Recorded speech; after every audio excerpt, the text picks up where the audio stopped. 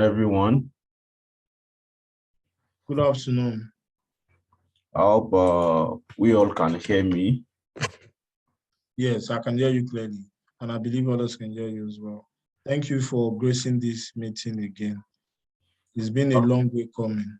Yeah, it's actually a privilege to be here. It's a privilege to be called upon to also give our own little uh, advice or information to Nigerian nurses hoping to migrate. I've been praying to migrate to the UK. Like I always say, UK is enticing. It's a good grant for everyone. I will always encourage every Nigerian nurse who wish to migrate outside the country to think about coming to the UK, US, Canada, and Australia. Those are the four leading countries. And it's actually a privilege. I count as a privilege, not like it's anything to be here, because the only difference between you and I is I am here, you are there. Very soon, by God's grace, you also will be here and we'll rub minds together. Basically, today, what we'll be doing is more of discussion, because before arriving at this point, we have passed our IELTS, we are done with CBT, we have gotten job offers. That is where we are now. From previous classes, we've talked about, Principal Lagedo has talked about the various ways by which you can spice up our CV and get the job done from our CV. I also have a session with us about job application in the UK, mistakes we should avoid when you're applying for jobs in the UK. And Kelvin Osai, my good friend and brother, have also taken us on a live in the UK, expectations and reality. They are two different things entirely. Can you hear me very well? Yes, we can hear you clearly, bright and clear. Okay. So Kelvin has talked about expectations and reality for a Nigerian nurse migrating to the UK. So here we are now. We have done the interview, and we are here now for the job offer. Now, there are a lot of job offers flying around. Over the past few weeks, I've gotten a lot of people. Congratulations to people that have gotten offers, but people are now in a state of dilemma. Some got 2-3 offers and they don't know which one to choose there. There is no hard and fast rule to which offer should you pick. The only thing we'll be doing today is we'll be engaging in a discussion to guide us, probably based on observation, interaction with senior colleagues over here, those that have been in the NHS, those that have even retired from the NHS. While Abiodun, me and Abiodun, when we discussed about this particular topic, one thing that crossed my mind is, okay, where do I get material to be able to justify this topic very well? And I found out that I couldn't even get any material online, or let me say, I couldn't get a satisfactory material online to be able to make probably a presentation. But what I was able to get is discussion, experience, shared experiences from people in the care home, in the NHS, in the private sector also in the UK. And those experiences are what I will be sharing with you today. I'm just a voice to those people who wish to share their experience with you all. I'm just like representing them today. Now, having gotten a job offer, one of the things we need to first of all look out for, let me say this at the beginning. NHS offer is NHS offer. NHS in England, in London, is NHS in Middlesbrough. NHS in Manchester is NHS in Portsmouth. Whatever the offer that is being given to you today, for every band 5 nurse, as at today, you come into the UK on an annual pay of £25,655 for every nurse from Nigeria that is recruited as a band 5 nurse. Now, these are the two differences. Before you become a band 5 nurse, you must sit for the OSCE examination in the UK. Then some trusts would employ you on a band 3, which is healthcare support worker level, or some trusts say employ you on band 4. Irrespective of whether band 3 or band 4, that is not a factor when considering offer. Because whether band 3 or band 4, you are not going to stay more than 2 months on those levels. Immediately you have your OSCE. After OSCE, you are expected to have your PIN not more than 35 days post OSCE exam. Thankfully, NMC UK has been doing a fantastic job, and most people are getting their PIN within the space of 21 to 23 days. At the most I have seen recently is 23 days. So post PIN, immediately your PIN arrive, you are going to be upgraded to band 5. So whether you are employed as band 4 or band 3 does not come into question when you are looking at your job offer. That is number one thing we need to clear. The second thing that's come into play when deciding an offer, and it is not a factor to be completely considered. It is a factor that should be considered, but not completely considered. It's the relocation package. I've seen a lot of people bring offer to me and say, these people are offering to pay my visa. These people are not offering to pay my visa. These people are offering to refund ILTS. These people are not offering to refund ILTS. Like when I was discussing with Olabode Pekulia, one of the foremost Nigerian nurses in the UK, one of the things he said to me is the refund, the migration package, relocation package that is being offered you is only paid once. It shouldn't be a factor when deciding which offer you go for. Relocation package will only be paid to you once. After that, what happens in the next 3 years contract you'll be signing with the organization you are going to. And unlike Nigeria, or let me not use that word, unlike a system where you can actually sign anything and go and get away with it the day you don't want to continue with it again, with that particular agreement again. Here in the UK, from what I've seen, the system that works and whatever that you put on paper will be used against you.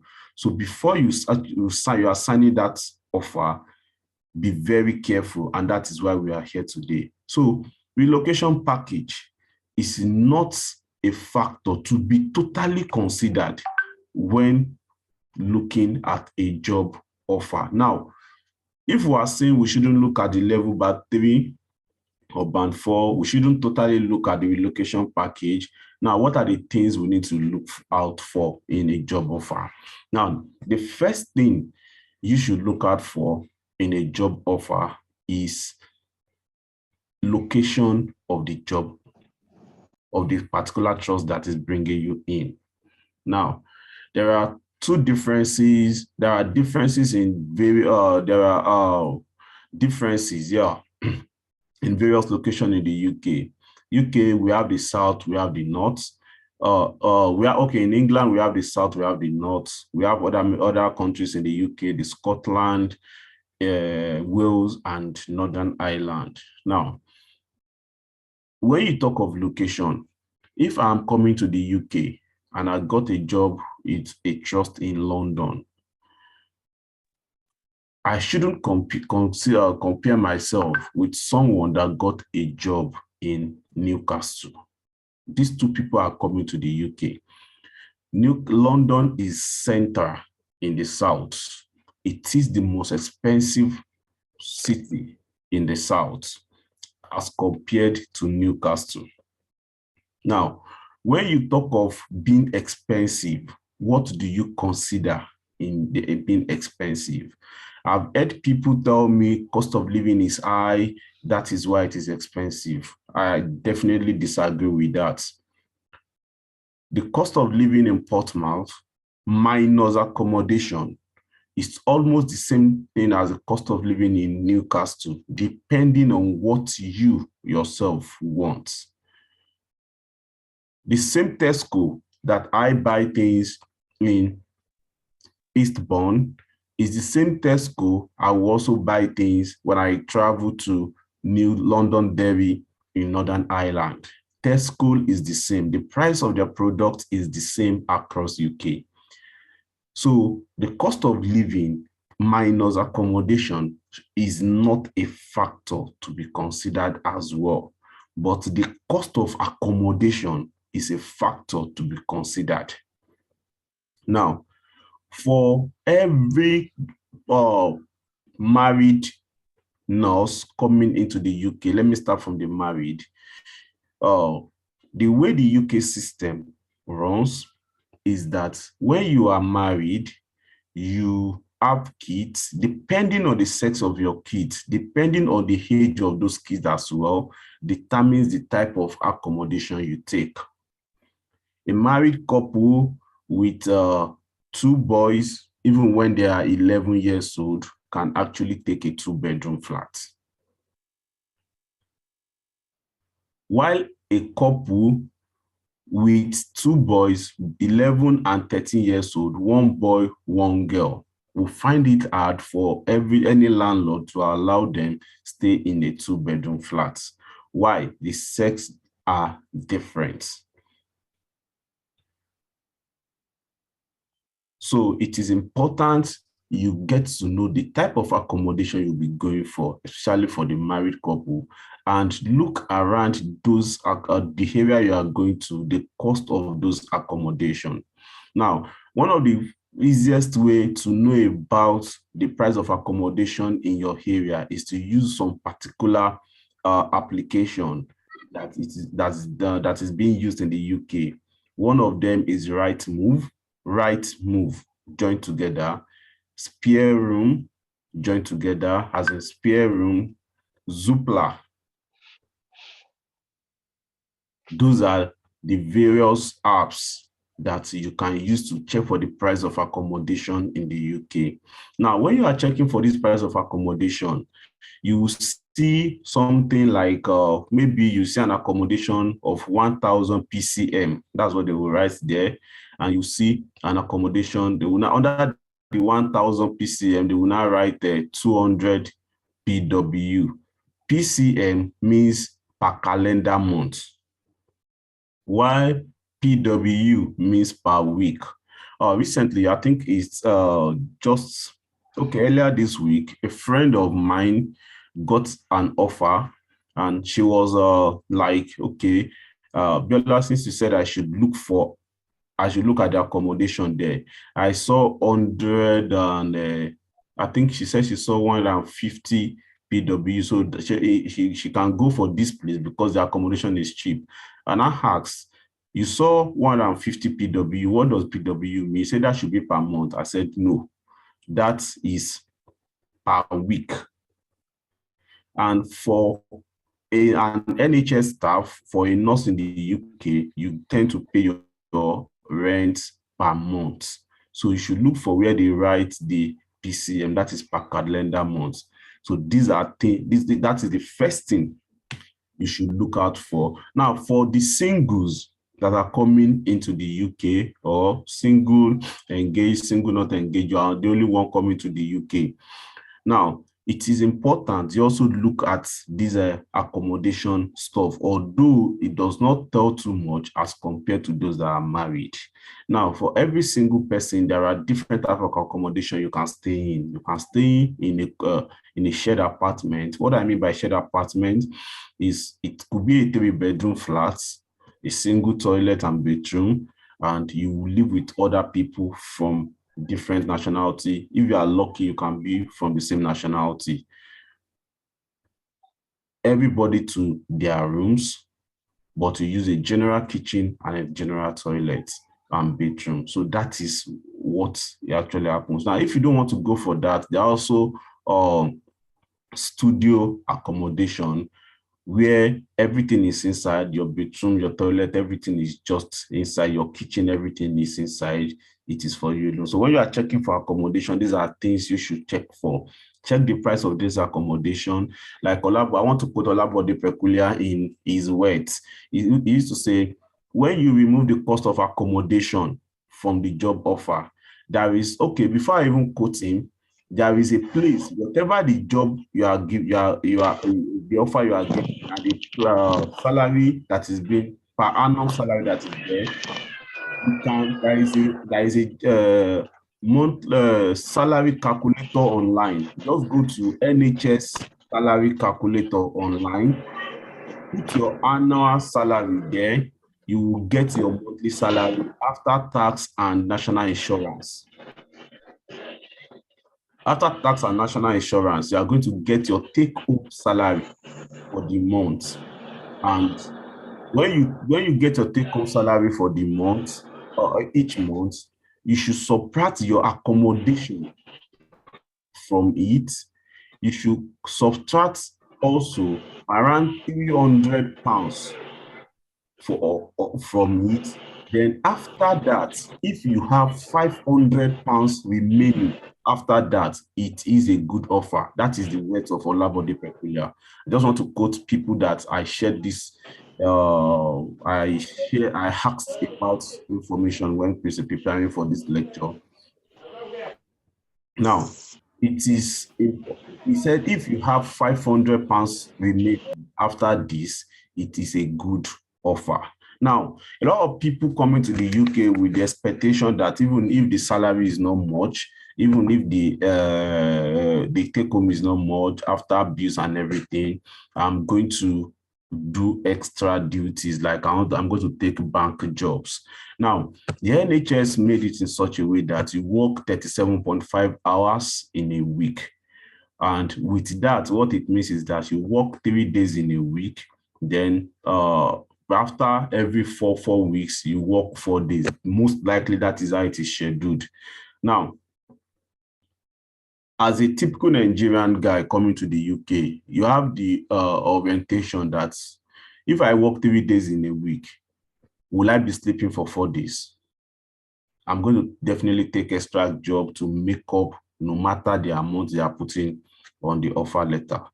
Trust me, it is easier said than done. When you come into the UK, there are things, there are factors that can come in that will make you not to be able to take those bank jobs as you think you will take them. Number one of those factors is fatigue and burnout. It is not easy to stand in my own trust. I don't know of any other trust. In my own unit where I work, you practically stand for 11 hours, 30 minutes, or at least 11 hours a day. Because even I asked somebody before coming into the UK, like when they told me about the standing, I asked the person, when you are documenting, don't you sit down? The person said, don't worry, when you come, you understand. Yes, when I came in, I understand. The computer we use, the couch computer we used is a movable computer that you can actually adjust to your height. Anybody can adjust to your height, and we document even while standing. So imagine yourself standing for those 3 days and you are still thinking of taking extra hours. Yes, I don't say people don't take extra hours. Yes, it is good to take extra hours. Your unit will even beg you to take extra hours because of shortage of manpower. But it should not be a factor you will consider when you are accepting an offer. Now, we've talked about that. Then still on the location, the price of accommodation in the north is cheaper than the south.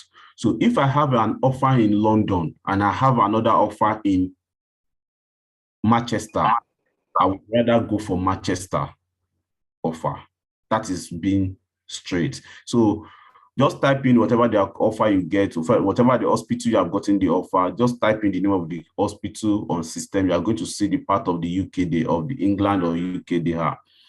In the north, the Midlands, or in the south, whatever the part it is in the south, you also get it. That is one of the things we should consider. Now, number two factor to be considered before signing that offer is the non-nationals community in that particular trust.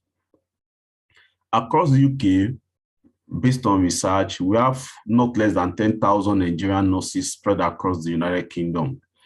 Now, it is much more easier. UK is lonely. I don't know whether you have been told. UK is lonely. So the only system that helps you, the support system that helps you, are your fellow are people that you can easily relate with first before making other friends. So the first set of people you relate with are people most likely from Nigeria, most likely from Africa, before you start making people outside this region I've mentioned. Now, you need that support system, whether you like it or not, for proper adaptation into UK. Now, let me cite an example with myself.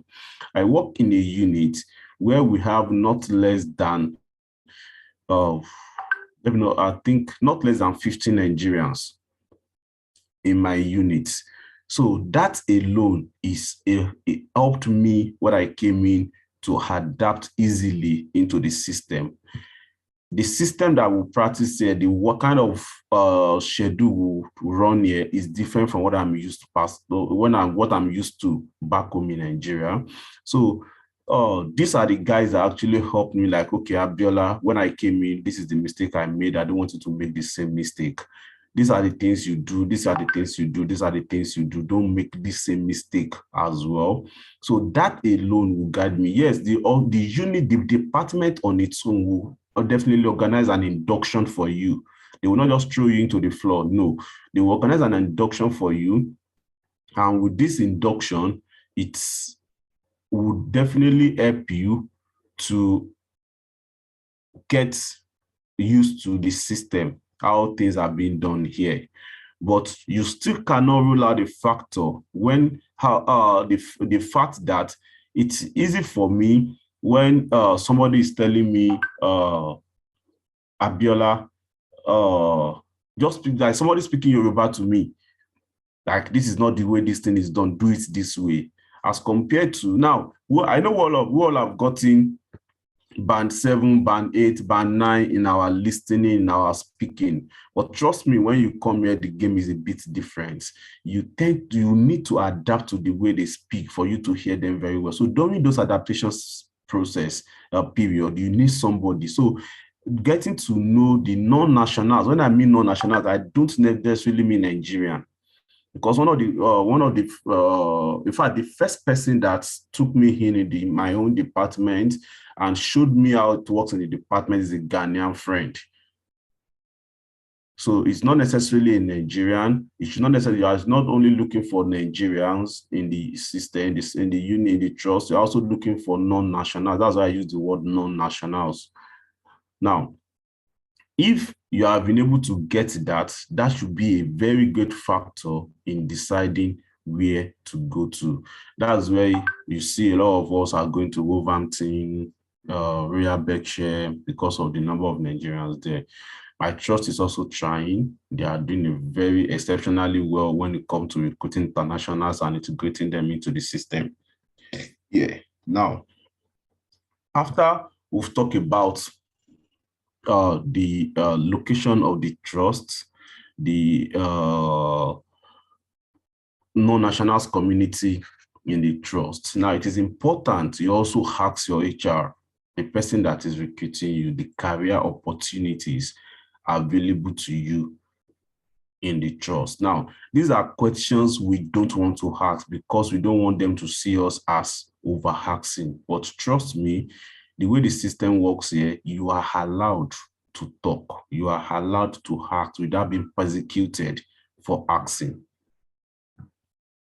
One of the questions I asked my HR before coming in was, okay, this is my level of education presently. Are there opportunities for me to progress?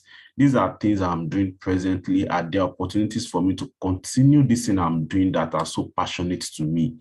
And I was given very positive responses. And since I came in, that has been working for me. So we should not have this mindset of, okay, if I ask now, maybe somebody will just say, this one is asking too much and they will revoke your offer letter. No, it is good to ask. You are encouraged to speak up.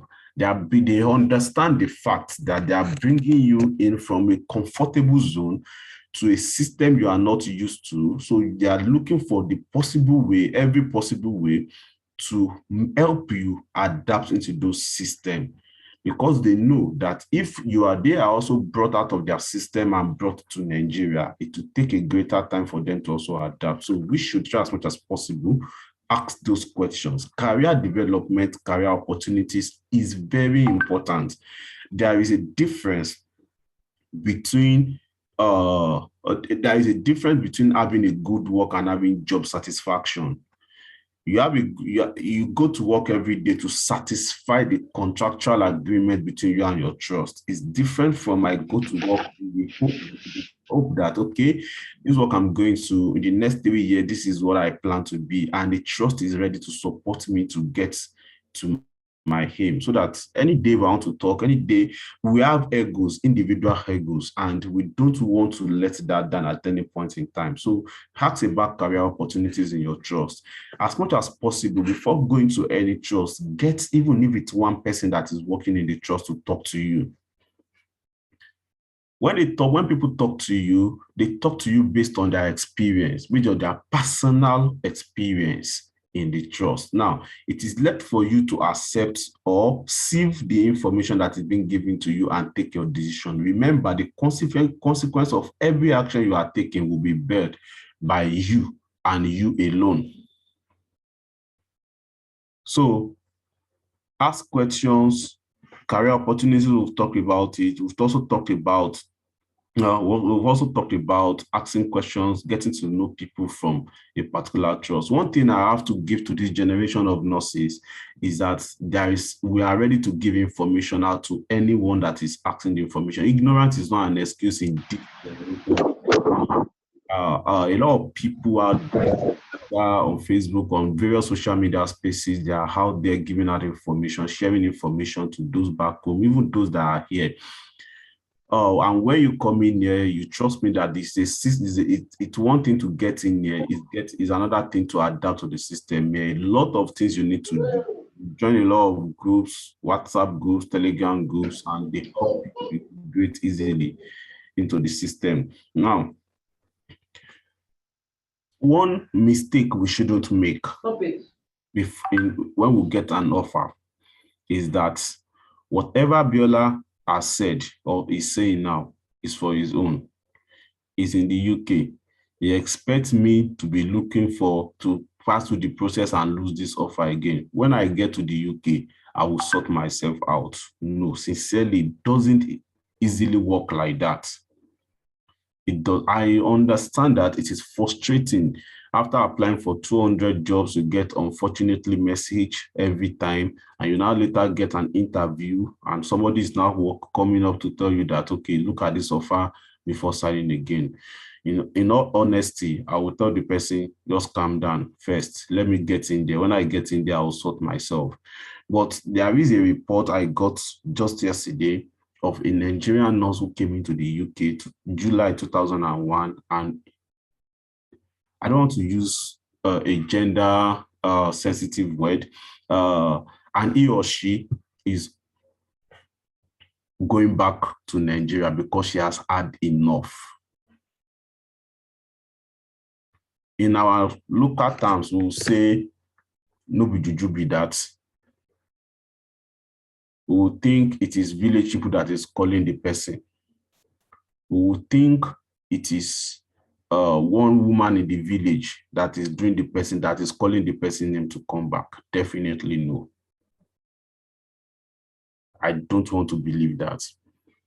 Rather, I will tell you that to maintain your absolute sanity here, you need to, that is one of the reasons why you need to consider the offer you are signing. You will be alone, trust me. I have been in the UK for some time now. If I tell you I have not seen my good friend Kelvin Osai till this moment I'm talking to you, it is not that we don't want to see each other. It is not that we don't want to talk. It is not that we don't want to hang out. But work schedule is not allowing us. Distance is not a barrier. Work schedule is not allowing us. Now, imagine if I and Kelvin, for those that know two of us very well, have not seen each other. Imagine somebody that I'm not even close to. It took Abiodun to collect leave that I must see this guy, this boy, Abiola. He has to get leave from his office and came down to my place to come and pay a visit to me. I so much appreciate that. So getting to, when you calculate, when it looks at, okay, you've gotten a leave and you felt like, okay, this leave of 1 week, what do I use it for? Should I use it to go and visit people? No, let me do bank job. You now look at, okay, you do bank job 3 days out of the week, you're already tired, okay, you want to stay for the remaining days just to prepare for work for the next week. But rather, so it is not easy as it seems like I can always travel, I can always do this, I can always do that. You have the financial, and Nigerians, we have a lot of responsibility. When immediately you get here, immediately you land in Heathrow, people think you're already picking money from Heathrow airport. So the billings start coming in. You don't want to tell some people no. You don't want to disappoint them. So rather what you do is that you keep working. You keep working every day to just meet up with these financial obligations you have to people. So at that, it is expected that we have a low mental point. So we should do everything before coming to the UK to at least mitigate against all these things. It is, should I say it is unavoidable, but when you are already mitigating against it right from Nigeria, it becomes much more easier to overcome, even when it props up. Are you getting me? So I understand that there are also various organizations across every trust, the Nigerian nurses in the UK, there are a lot of support system they are offering. The Ghanaians are also doing that. We have RCN, Royal College of Nursing as well, that I will always advise every Nigerian, every nurse in the UK, to every Nigerian nurse in the UK to subscribe to the moment to get your PIN. So these are things we should consider before signing that offer. Now, let me play a practical example with us. Over the last 10 days, I have a friend who got 2 job offers, one in the south and one in the north. The north, she asked questions from about 10 of us and to help her take a decision. Out of the 10, 8 people advised her to go to the north. 2 of us only 2 of us advised her to go to the south.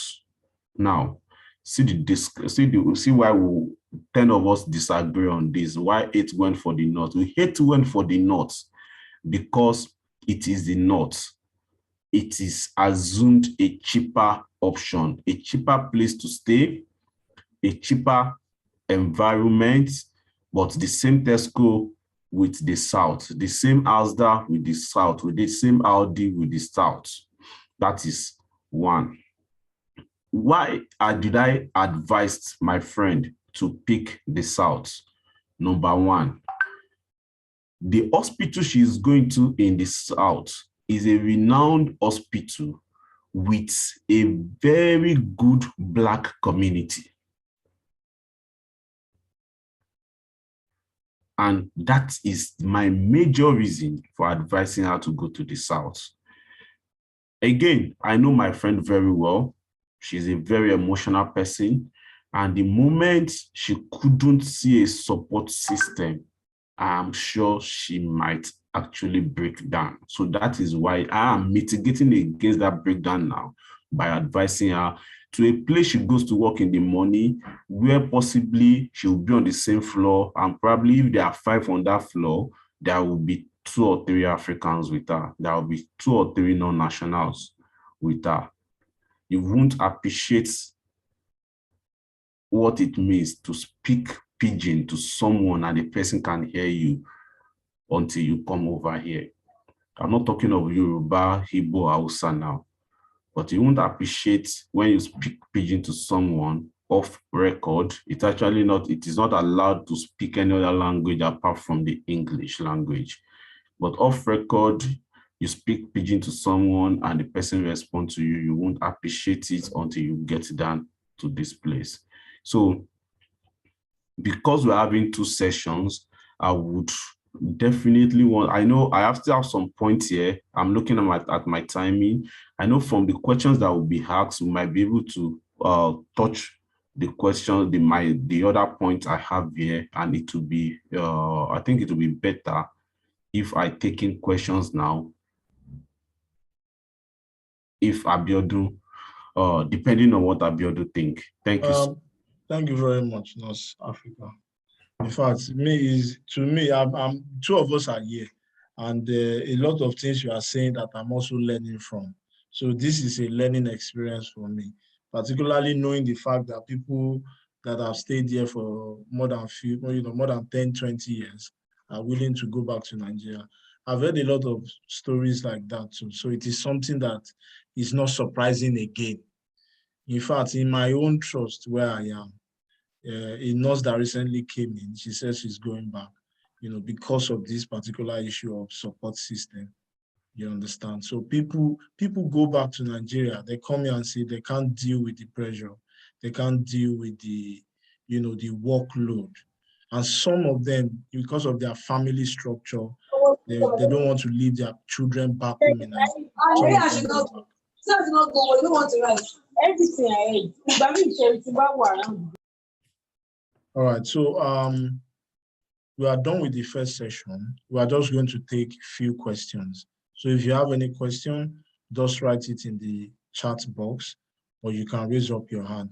And the question should be related to what North Africa have talked about, taking job offers or before you sign job offers and all of that. So if there's any question, we can quickly take that before we then move on to the second section, which is about job interview, success for job interview. So if there's any question for now, just raise your hand. We'll allow you to talk, or you type your question in the chat box. And if there are no questions, we can move on to the second section. And then hopefully after the second section, if there are questions, you can tackle all of it all around. So North Africa, thank you very much for that presentation. We all appreciate it. Thank you so much for the initiative. Okay, so in the absence of no question, let's just move on to the second section. Then after that, I think there is somebody raising up his hand. Ihoma Dimpa.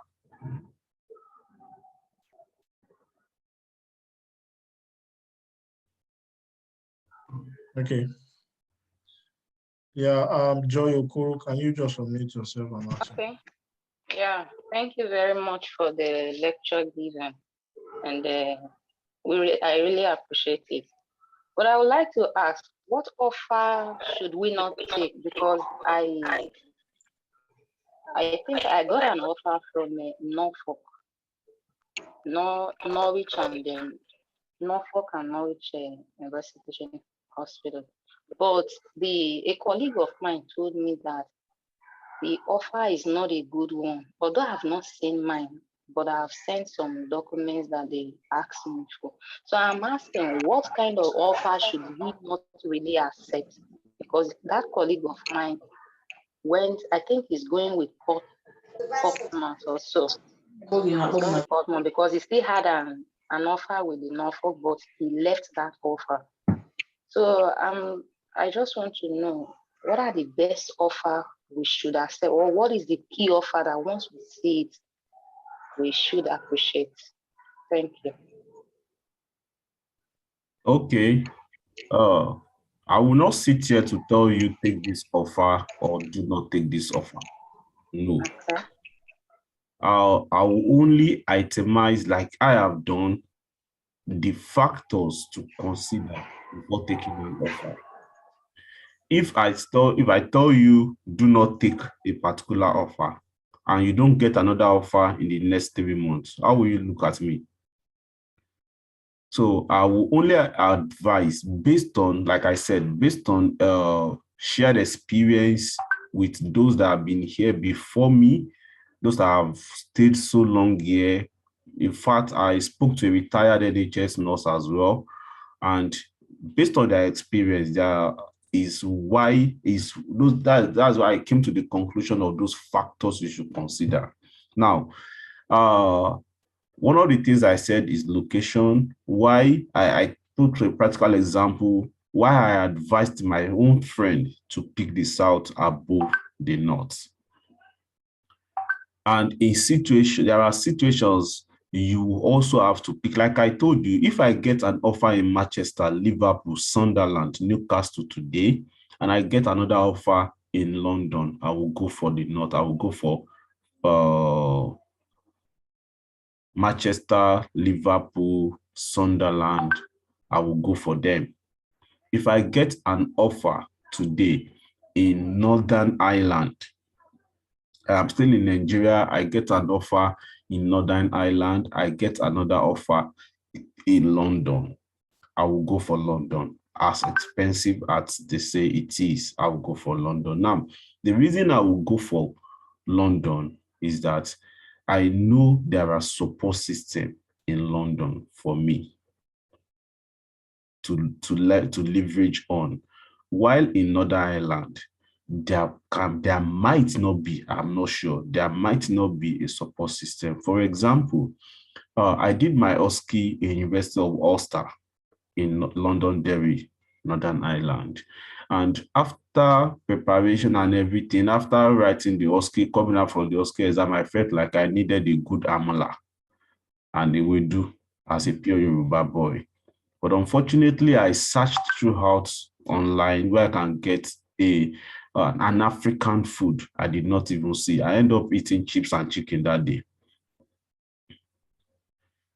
Now, if I am working there, you know what it will mean to me as a full-blooded Yoruba boy missing amala all now and then. But in London, trust me, on my off day, I can easily take a bus to Peckham and I will even see suya with the normal pepper that will have it here. So those are suya pepper. Yes, suya pepper. Suya, you know. Those are things you have to you consider. So when I tell you pick an offer in London, you look at me as, is it crazy? But another time I will tell you pick an offer in Liverpool. So it depends on what is presenting to you and your factor.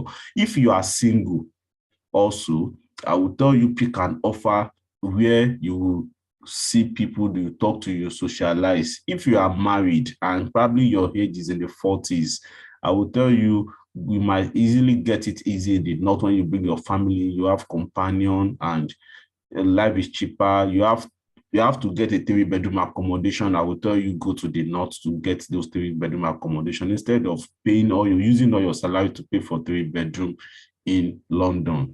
So these are individualistic factors that need to be considered before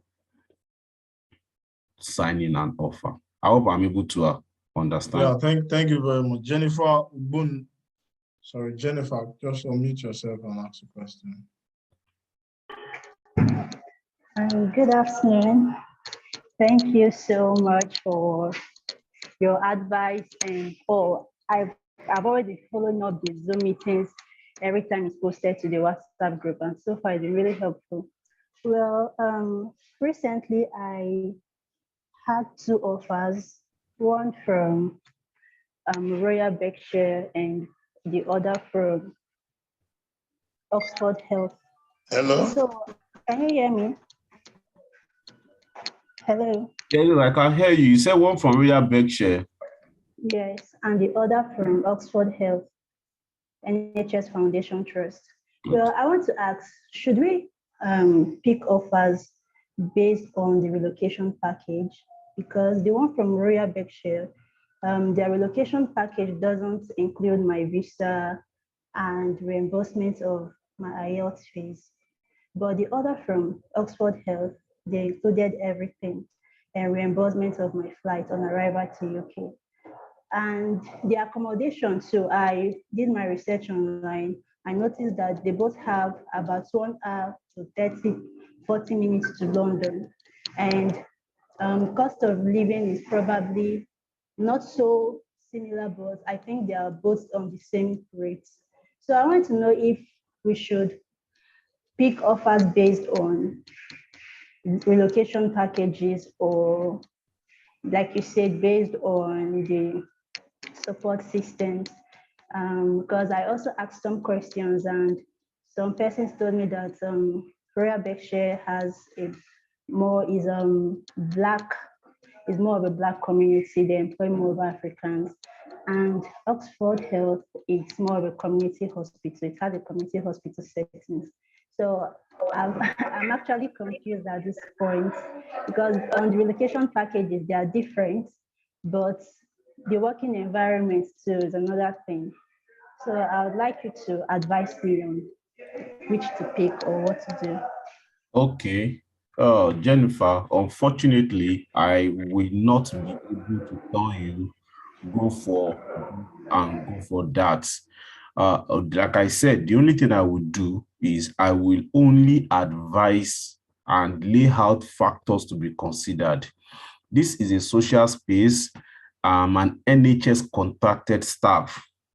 I will not come and tell you pick Abiodun Trust. No, I won't do that. And even if you private chat me and we'll talk, I will never I will never tell you to pick a trust above each other. I will only advise you and help you make an informed decision. So, like you said, Oxford, Royal Berkshire, they are both in the south. I think Royal Berkshire is in Reading. So they are both in the south. In your case, you are not even having the option of maybe north or south.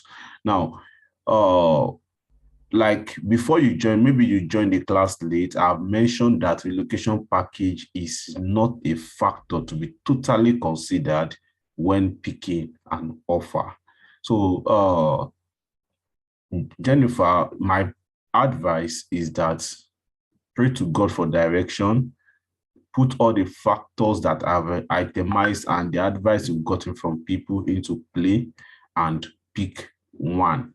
And pray to God that the one you pick, God will go before you. Thank you. iPhone, can you unmute yourself and ask your question? Okay. Good evening, sir. My name is Oyelaran Noluwako, and I want to really thank you for this presentation, NGO North Africa. Thank you a lot. My question is, you talked about NHS, that NHS is the same across board in UK. Now, how about the private hospital? Are they also the same, the private hospital and home care? Because there was an offer, relocation package that I saw, and people were commenting on it the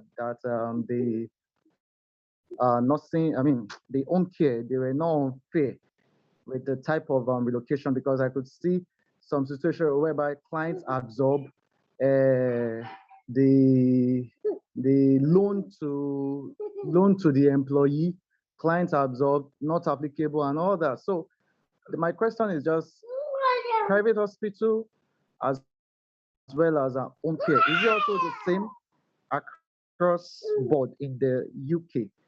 And if we are to consider NHS, private hospital and home care, how are we going to prioritize them? Just like we have a priority in terms of, okay, this should come first. If this doesn't come, then maybe you consider this and this. Just like we have PHC, secondary care, and tertiary care in Nigeria here. Thank you. Okay, thank you for this question about home care, private sector. I actually forgot it. I wrote it down here. Now, let me play a practical example. There are different private hospitals in Nigeria, the same way it is in the UK.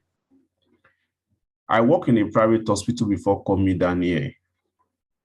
I don't want to be particular about name, but there are private hospitals in Nigeria that pay 50,000 naira as salary. There are private hospitals in Nigeria that pay 500,000 naira as salary. So there are private hospitals that provide opportunity for career development. There are private hospitals that want to use your life out. Now, coming down to the UK, my engagement, my discussion with those working in the private sector is basically with the mental health nurses. And from what we concluded is that for mental health nurses, the private sector is better for them than NHS. For mental health nurses. So the priority for mental health nurses is getting offers in the private sector. I understand it is, from discussion I have with people working in that sector, it is better for them than coming down to the NHS. For adult nursing, I would say, for those that have spent years acquiring skills in Nigeria, you can actually go to the care home if the offer is suitable for you, because care home pays higher than NHS. So for those that have acquired enough skills, like if you have put in 20 years in nursing in Nigeria, you are coming to the UK, you can go to care home. And especially if you have passion for care of the elderly, go to care home. Passion matters.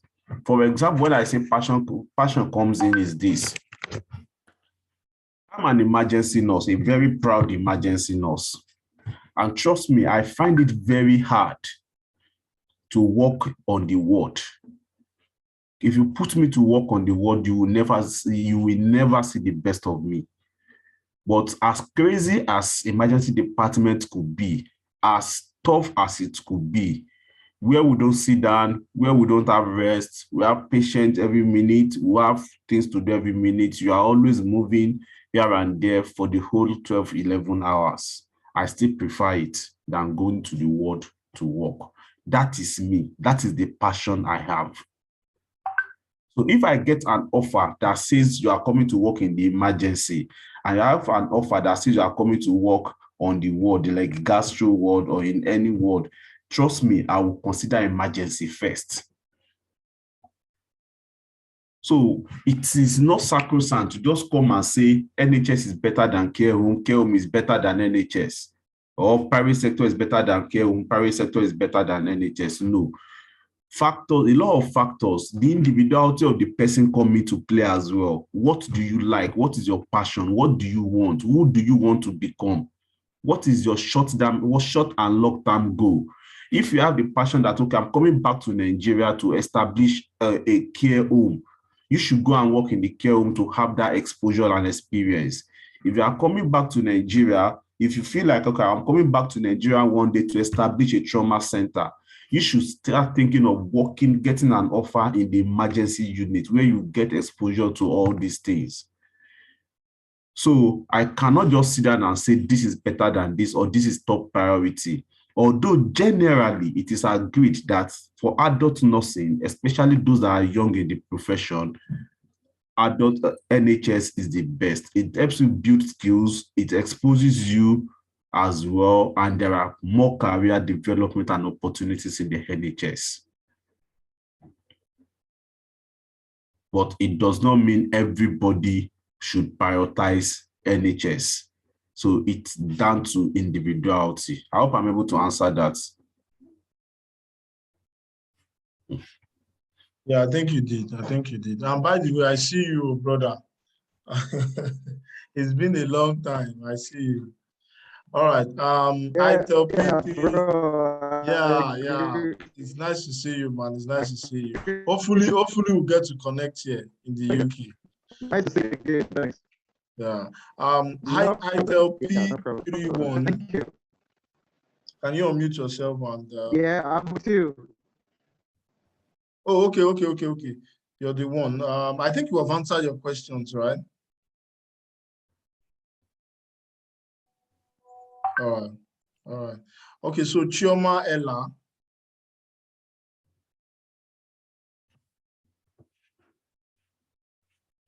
So Chioma Ella, I want to ask you a question. While we humbly wait for Chioma Ella, I think we have some questions in the chat room as well. Please, how can I get to the WhatsApp group, please?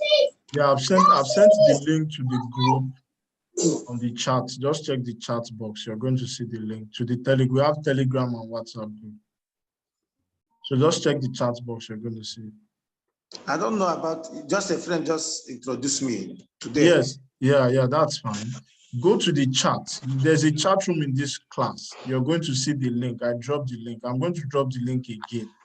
So you're going to see the link to the Telegram group and the WhatsApp group. All right, so Ms. North Africa, somebody asked in the group, he said, is duration of contract also a factor to be considered? Okay, duration of contract for every UK, for every prospective UK RN is 3 years. Across board, 3 years. So it's not a factor. 3 years.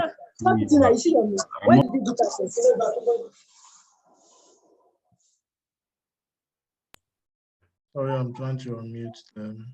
Yes. 3 years is 3 years across board in the UK. So everybody gets 3-year contract. I have not heard or seen anybody that got less or more than 3 years. So after 3 years, you renew your contract.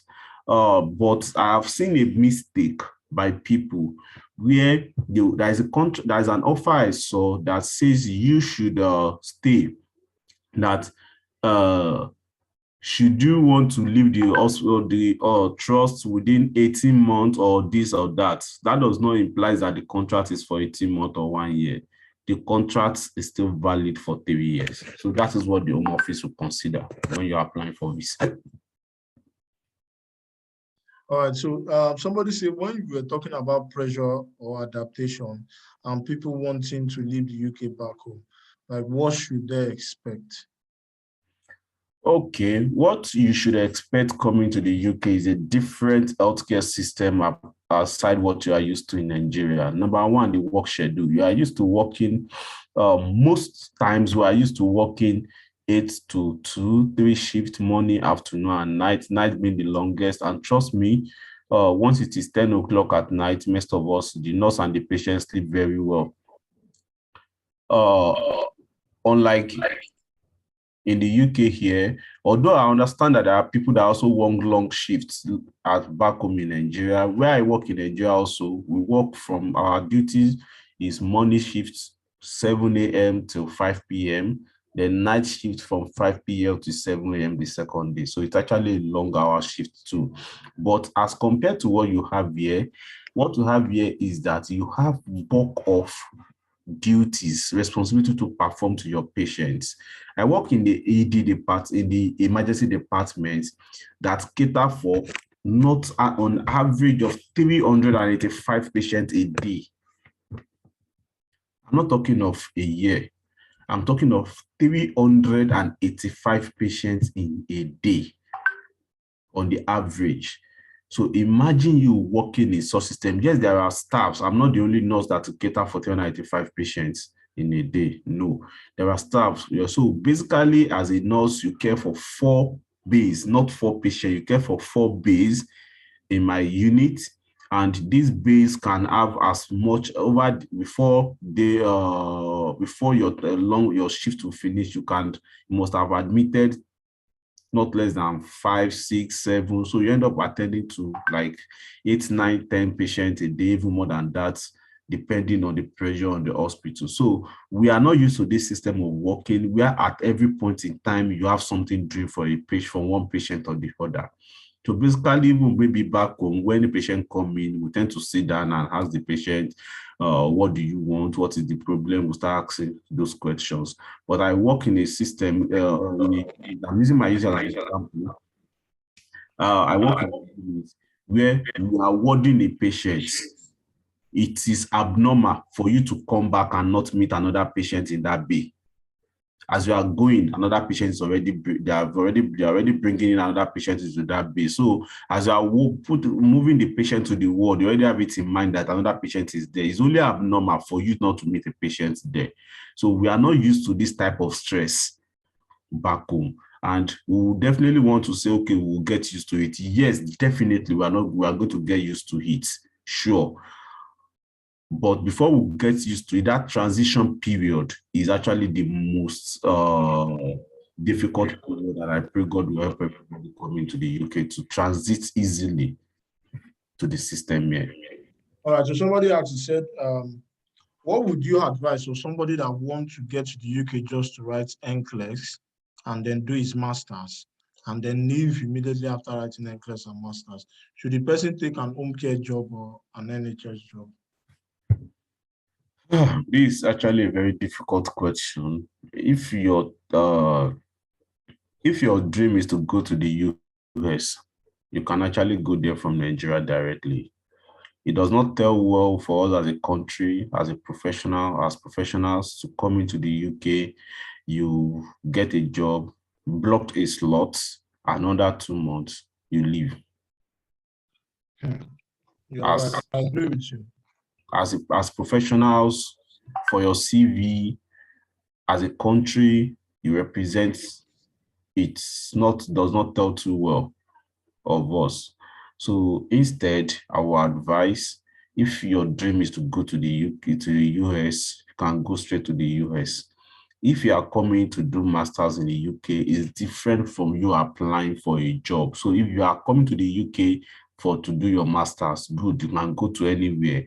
When you get to the UK, you are going to get a Tier 4 visa for masters, not a Tier 2 visa that people that are coming into work get. So for Tier 4 visa, you are restricted by number of hours you work, except you work in the care community, like hospitals, care home, and that's when you are not restricted to that 20 hours.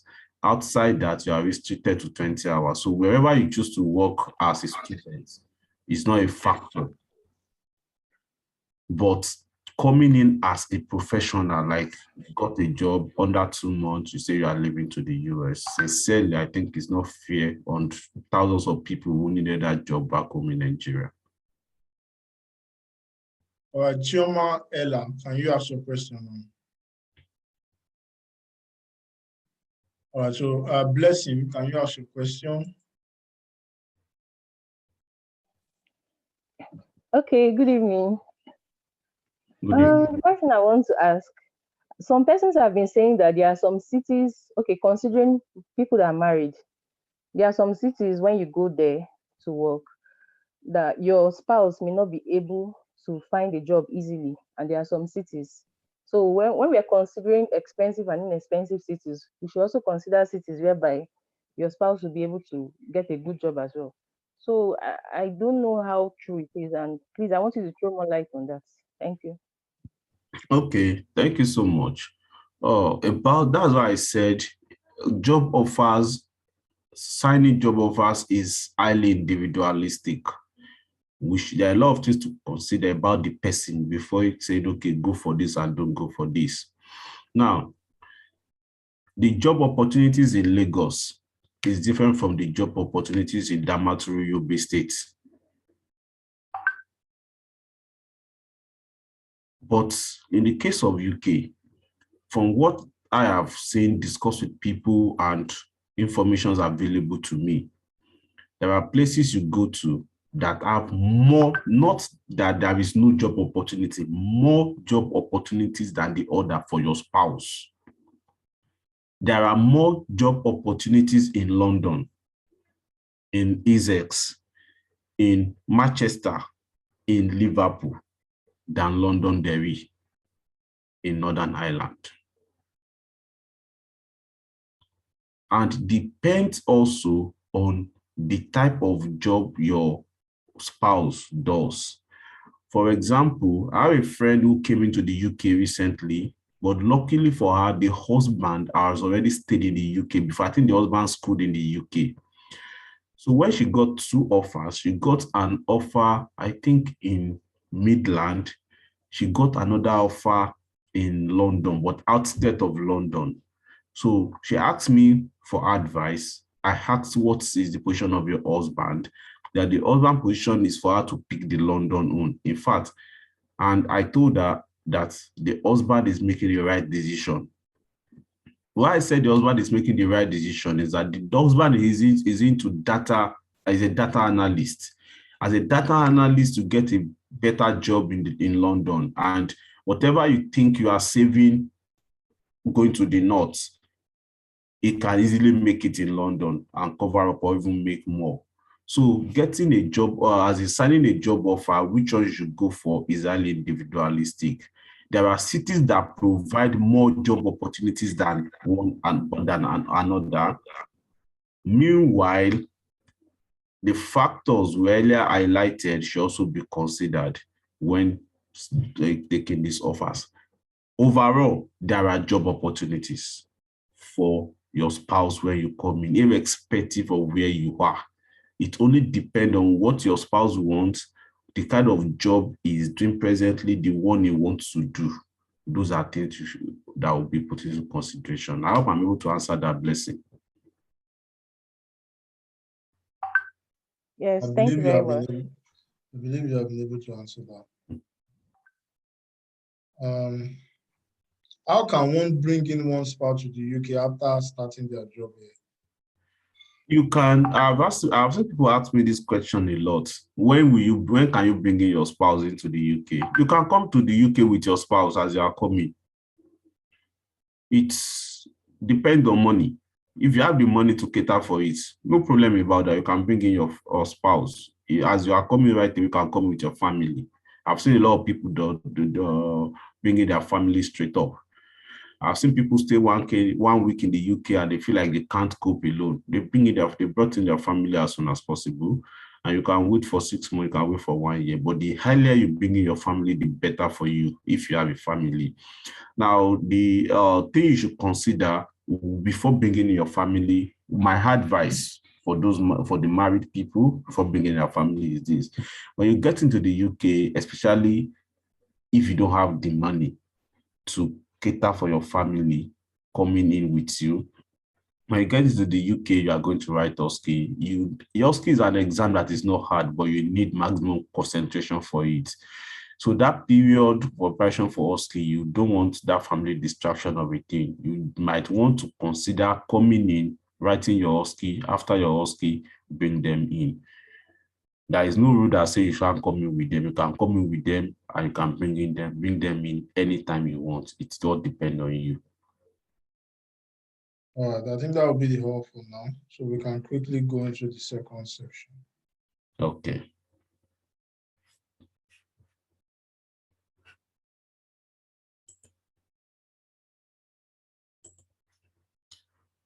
Okay, thank you so much for having me once again. I think we've been able to dissect as much as possible about things to consider before signing a job offer. So the next part we should think or we are going to dive into is interviews, how to skill your interview with the NHS. Trust me, a lot of people are getting offers and it's so saddening when you get the interviews and you don't pass them because of 1 or 2 mistakes. And these mistakes are actually avoidable mistakes. And like I used to say, the moment you get an interview, what should come to your mind is that, I don't want to use the word, my life depends on it. No, your life does not depend on it. But I want to say you should always give it your best shots when you get an interview. It's not only for today, it's also for tomorrow. Even when you get the job, your performance in the interview, because when you are being interviewed in NHS, I have noticed, not a rule, that there is always somebody in your unit, in your proposed unit, that will also be part of the interview.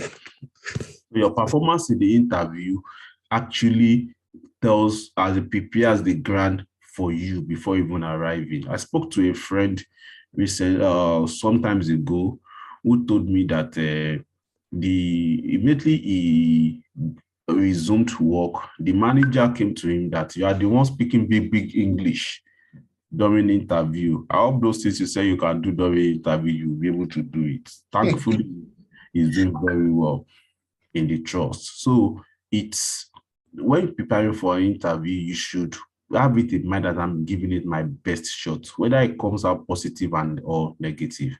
That is one. Number two, we should also have it at the back of our mind. Yes, as much as we want to maintain positivity, we should also give room for unfortunately in our mind. It helps our sanity. It helps our sanity. Now, how do you now prepare completely for an interview? Now, if I get an interview with Portsmouth University Trust Hospital, the first thing I will go and look for is the values of the trust. Very, very important. The values of the trust. Every answer you should be providing to all questions that you will be asked on interview day should tend towards the values of the trust. Added to the values of the trust is patient safety and patient priority. If you ask me a question in an interview, like a patient came in, I don't know how to even bring up an interview question, but whenever I'm answering an interview question, I will always bring it to, I'll find a way to inculcate it that I will be doing this. I will check the observation of this patient, ensure the BP is optimal, ensure the vitals are optimal, and I will ensure that whatever I'm doing for this patient, the patient safety is given paramount importance to, and also that the patient is at the total priority of the care. I will discuss with the doctor to review the reviews to ensure that patients receive adequate quality care at the right time, at the most appropriate time. So whatever answer I'm giving, I'm actually bringing it around patient safety, patient priority, and the values of the trust. Now, that is one of the things we should consider when preparing for an interview. Now, another interview is that I won't tell you that this is answers to every questions you will be asked during the interview. No, but I would also discuss with you based on previous experience shared by recruiters. So I spoke to one of the senior colleagues in my unit about who was always part of interviews when interviewing international. So I asked her, what are the mistakes you have discovered when you are interviewing people for job roles in this department? She made mention of something which I want to share with us. She said recently that there is a job an interview they did, and the person has performed exceptionally well when it comes to book, as in when it comes to knowledge. The person performs exceptionally well. But when it comes to interpersonal relation, the person didn't do well, and as such, the person most likely will lose the job. So when I'm preparing for an interview, what I would do is that I will boost my confidence by wearing my best outfit, even if it is on Zoom. Trust me, when I'm preparing for an interview, I'm going to knot a tie. I'm going to wear as if I'm preparing for a physical interview. What it does is that it helps you, it brings out your confidence. Number two, eye-to-eye contact during an interview is very, very important. When you are having an interview, you shouldn't be something like this. It's the picture, probably you are reading something from paper, but when you maintain an eye-to-eye contact when doing an interview, trust me, it helps you. What they want to see, these people already knew you are a nurse. They knew you have been practicing. They've read your CV. They've seen what you can do based on what you wrote in your CV. But what they want to see in you during interview is expressing those things in your CV in the physical form. I can work under pressure with minimal supervision. Come and display it in the interview. By when I ask you first question, you are answering that first question, you have not finished. I ask you the second one, I ask you the third one. How are you able to handle that? Meanwhile, the recruiters in the UK, unlike back home where we're from, where you have this mindset of the person going for the person coming for an interview, you just want the person to fail, or possibly you felt like the person did not like your face, can decide to fail. You know, this is a fair grant. It is what you give that you get. This is a fair grant. I remember during my time when I was having my interview with my trust, at the time, the network was not too good. I am very sure it was not my network, because I knew my preparation when it comes to network, when it comes to getting good network. I was very sure it was in mine. So when the network was fluctuating somehow, I paused my answer and I was like, I couldn't hear you very well. I think the network is having issue. They said they acknowledged the fact that it is from their end, and they actually said, if you don't mind, can you just give us 5 minutes to can you give us some minutes to just do one or two to actually do the right thing, and we'll get back to you, which they did and get back to me. So your preparation for the interview is of utmost importance too when you talk of the physical look, one, maintaining eye contact, two, getting to know the trust values and answering questions based on these trust values, patient priority, patient safety.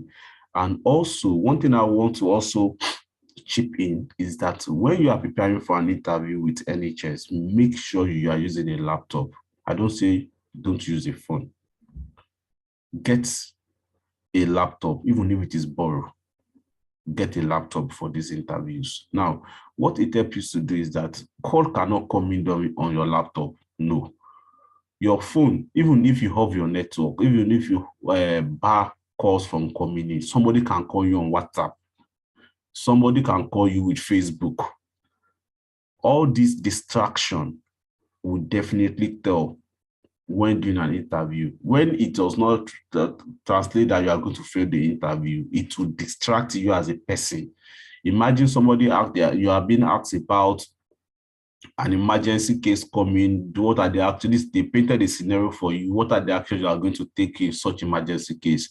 And the next thing, your ringing tone is singing, somebody's son will find me very soon. So these are distractions that can come in, and if that would throw you off balance when you are doing an interview. Now, one thing Abiodun have been able to achieve, and I have to commend him for that, is creating this group where nurses can actually come together. Nurses wanting to migrate to the UK can come together and share ideas. People I've been on the group, and I've seen people come to the group to ask about, okay, I got an interview with those who trust. Is there previous question that have been asked to help me prepare? When you get an interview, don't just keep quiet about it. Come to the group and ask questions. I've got an interview with so trust. Is there anybody with a previous question that have been asked or anything? Trust me, somebody will answer you. These questions does not mean that you are going to be asked the same thing, but it gives you an idea of what you might be asked by the trust. And again, the interview, the questions actually radiate around the same thing. If you are working in the emergency center, you will basically be asked most things on emergency. If you are going to be working in the surgical ward, you'll be asked mostly based on surgical ward. So your CV most likely interpret the kind of question you will be asked. So it is important that our preparation is adequate. We'll get this, we'll get to know the trust we are going to, about this trust, about their previous questions, And most importantly, I won't fail to acknowledge that God above everything. I won't fail to acknowledge that, because you can put in the best of preparation, you can put in the best of anything. If God said it is not yours, definitely it is not yours. So as a human, we only say, prepare very well, do your assignment about the trust, about that. Okay, for another thing we need to know is that the emergency unit where I work is different from the emergency unit at building work. If you are being interviewed by my hospital, I'm going to give you some likely questions you will be asked, which might be different based on those questions are going to be based on what is happening in my unit, which might be a bit different from the questions that building will give you based on what is happening in his unit. So we ask questions. Nobody can tell you, they will ask you about what is anatomy, what is physiology. No, but it will not be something you don't know.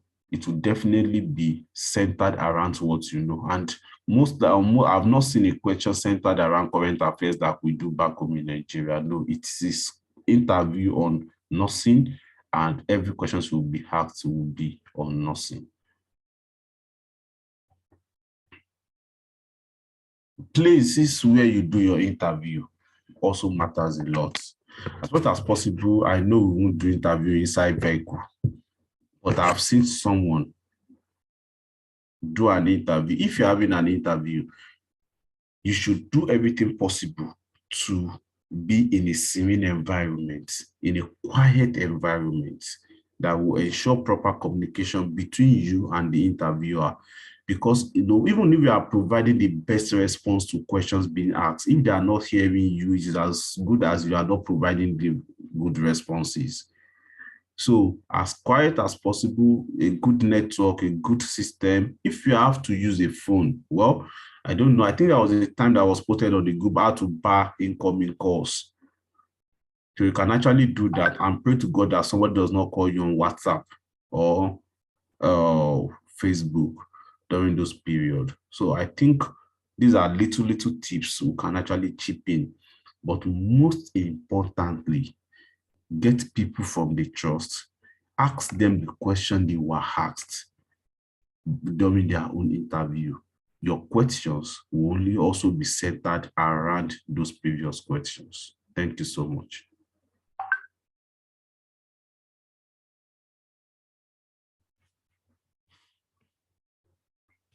Abiodun.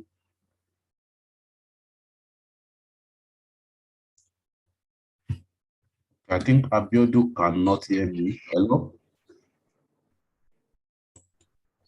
Hello, Chief. Sorry. I'm with you now. Okay. I think basically done on the interview tips and possible preparation tips. Let's do it like that. It's not interview tips, but interview preparation tips. Okay. Thank you very much for that lecture. I really, really appreciate you. So do you have anybody that have any questions to just Chioma Ella, you can unmute yourself and ask your question now.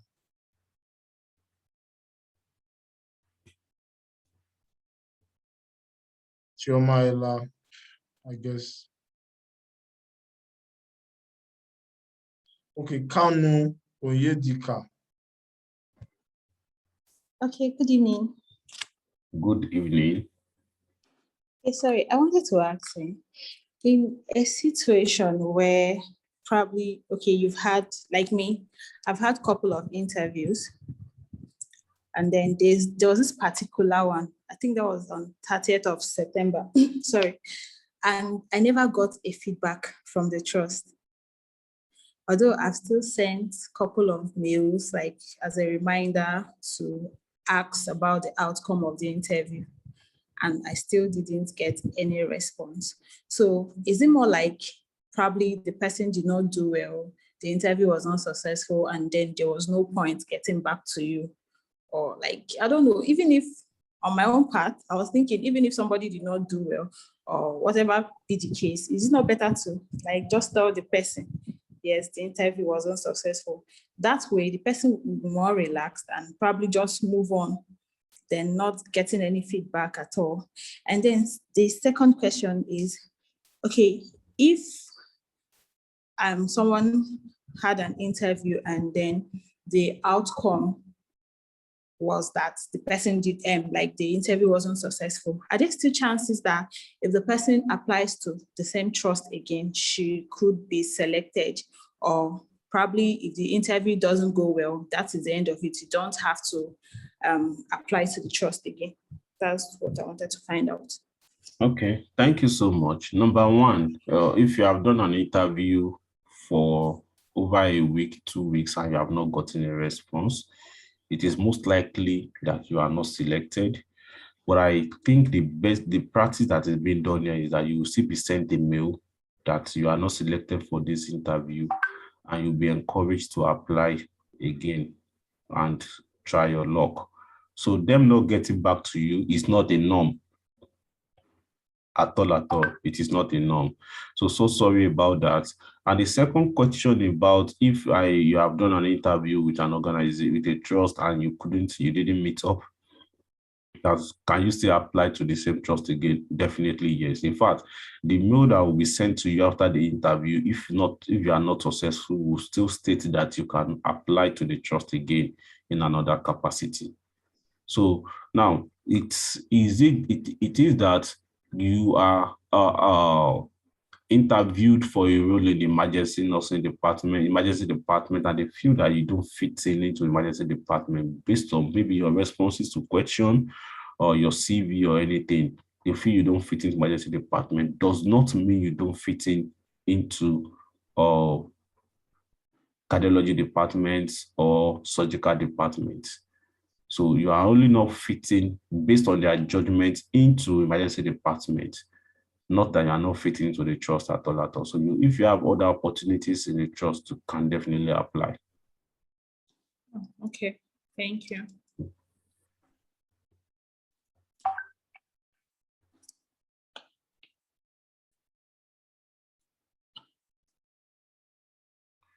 Okay, Abdulkader Shuaib.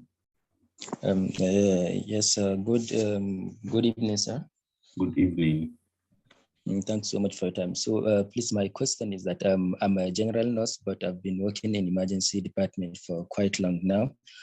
So and that's where I want to work in the UK. So I've been applying for some emergency slots there, but they were unsuccessful. So I was called by a particular care home. But I was like a bit reluctant in signing the contract because what I really wanted is the emergency department actually. So my question here is that, can I if I consider the care home now later in the UK, if I want to change back to emergency department, would they consider me since I didn't have experience in emergency department? I only worked in the care home while in UK, or how is this thing is? And the second question is that as a general nurse, would they even consider me for emergency emergency department without getting any accident emergency post-basic certificate? Okay, the first question about coming to the UK and possibly changing to NHS emergency department later. Yes, you can. It depends on how much you can sell yourself. It depends on how much you can present yourself during interviews, your CV also. But unfortunately, that gap of care home might speak somehow against you. I'm not certain, but there is no certainty that you won't get a job in the emergency unit after coming to the UK with care home. There is nobody that will say that. Then about not having a post-basic nursing in Nigeria, in emergency nursing before coming here, if it will be a factor for you not getting the, from what I've seen here, I don't think there is a school where they study emergency nursing in the UK. I don't think so. Okay. Okay. What I've seen is that people that want to specialize in emergency units, tend to work in emergency units. And from there, like in my own trust, there is, once we come to emergency unit, we park, an emergency park. It's like a guide of what you should know within this space of time. So you tend to sign up that park, which is an emergency park. So once you finish that park, it'll be much more easier for you to go to any other church or any other place and work in the emergency. It boosts your CV. So your work experience in the emergency unit will definitely speak for you when applying for a job in the emergency unit. So all you need to do is just work on your CV and make it be a reflection of your experience, actual experience. All right, thank you. Chioma, Ella, can you? Okay, thank you. We've Hello, been trying thank to you. reach you. Yeah, Chioma, we've been trying to reach you. Sorry, please. I tried to unmute myself, but it was saying the host put you on mute. You can't unmute, participants can't unmute themselves. So I have to leave the meeting and log in again. Yeah, ask your question. Thank you very much. Please, thank you for the lectures. Though I didn't join on time, I joined midway, so I didn't get when he was talking about the package. But please, I have a question. I'm kind of confused, actually. I got an offer with a care home. That was on Tuesday this week. I did interview with them. I got the offer. But deep down me, I don't have passion for care home. I don't actually want a care home. And I have 2 interviews for NHS coming up by month end. But you know, because of the unfortunate emails we have been getting, I want to care home, but I'm tired of getting the unfortunate. Anyone I get, let me go for it. So now, immediately I got the offer with the care home, and I got another interview invite too from an NHS. So I became confused. I didn't want to accept their offer and maybe they start preparing, because they said they want the nurses to leave Nigeria by December. And December is just like a few weeks from now. They wanted to like rush everything for us to go. So I sent them a mail that I'm glad to have their offer, but if they can give me any other cohort to join with that is not December, that I need to put some things in order. Not like I'm not free to move by December, but I'm confused because I want to wait for the NHS interview first. So I'm kind of confused. I don't know if you can give me any advice to that. I sent them a mail today and they told me that they don't have any other cohort that is December, that based on business needs, that they are short staffed. So they need the successful applicants to be in UK by December, so that they're not giving me any opportunity for another cohort. So the thing made me confused. This is my first offer and I've been waiting for all this while. So what do you advise me to do, please?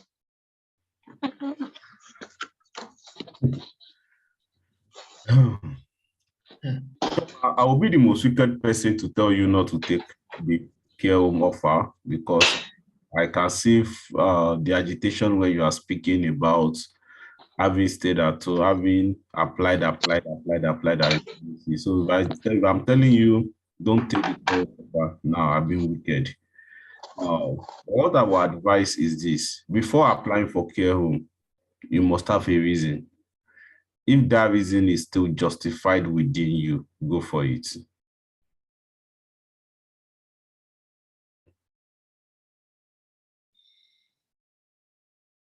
Are you there? Hello? Are you there? Hello, yes, I'm there. Why I applied for the care home, my friend who got the care home sent me their mail that they still need a space for some nurses, that some people didn't take the offer. Like she just sent them email of my details and everything, which I sent to them immediately, and they booked me for an interview. And I sent it to them based on, as at then, I didn't have any interview invites. Immediately I booked that interview with them, I got 2 interview invites from NHS that same day. But their own is still by month end. I'm yet to do the interview. It's still by month end. So I did their own this week and I was given the offer. So I didn't accept. After 2 days, they now sent me that since I didn't give them response, meaning I'm not interested. Deep down me, I don't really want care home. But because of the frustration of the unfortunate emails, that's why I'm confused presently. And this is my first offer. Though I still have 2 NHS ahead, I'm trying to be positive that by God's grace I will get at least one of those ones. But I don't really have passion for the nursing home. So I just want to, what can you advise me now? Okay, Choma, let me turn it around. Let me turn it around for you. I mentioned about our sanity. If you come into the UK with care and you don't like the job satisfaction matters a lot. If you don't like the job, it will be a problem for you and people around you. You will not perform effectively well.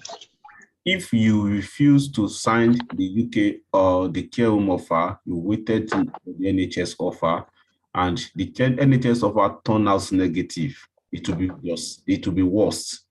Yes. For you. So in everybody's best interest, find within you. Your instinct is telling you something. Listen to it and follow it squarely. And I assure you won't get it wrong. With God on your side, you won't get it wrong. Okay. All right, Choma. I hope you get a positive response to that. We cannot, on this platform, we cannot tell you go for this offer or don't go for this offer. You need to be able to factor in a lot of things and then decide on your own. These kind of decisions are individual-based decisions. So check within yourself and follow your instincts. So Kanu Oyedika, can you ask your question?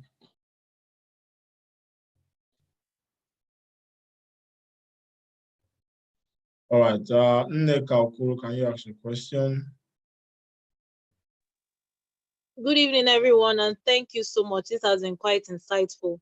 So I just want to ask, if I have an interview with a trust and I've posted across all the groups I belong to and nobody seems to have previous questions of that trust, are there general questions that every NHS will likely ask just to have something to prepare with if I'm not getting specific questions for that trust? Because that's my situation right now.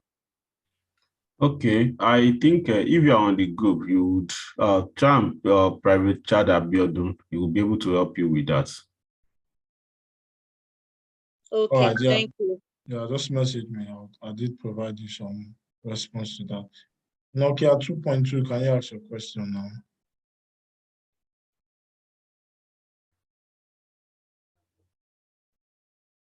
Nokia 2.2.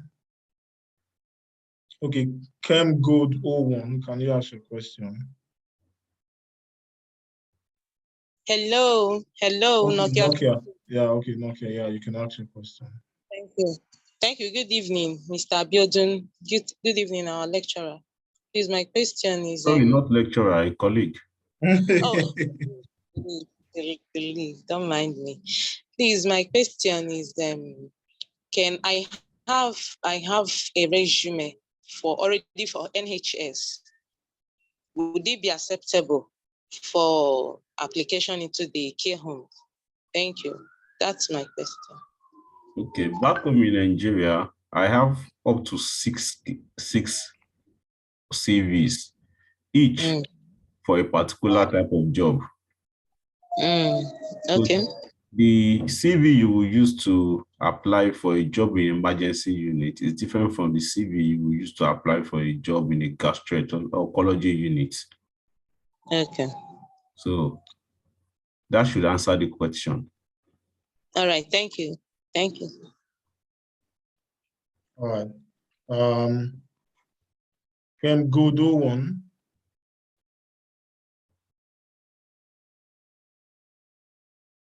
The genders.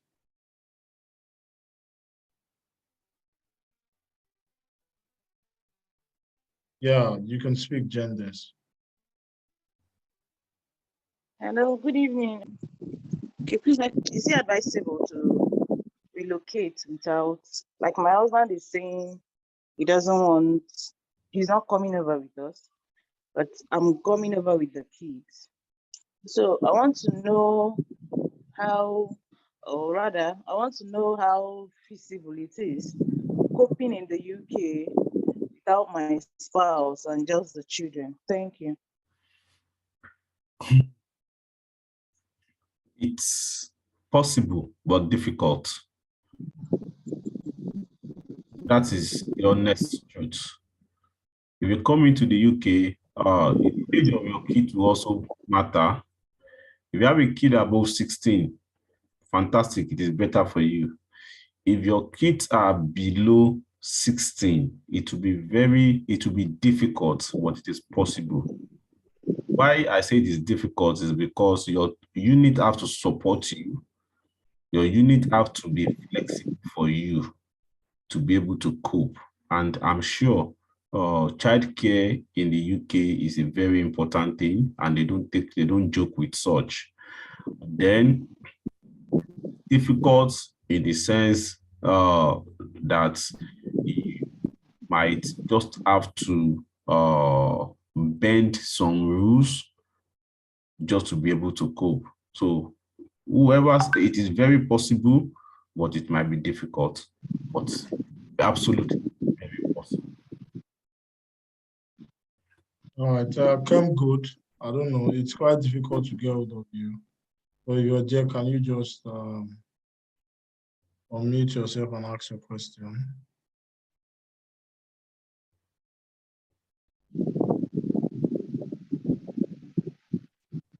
Okay, so Swala, can you ask a question now?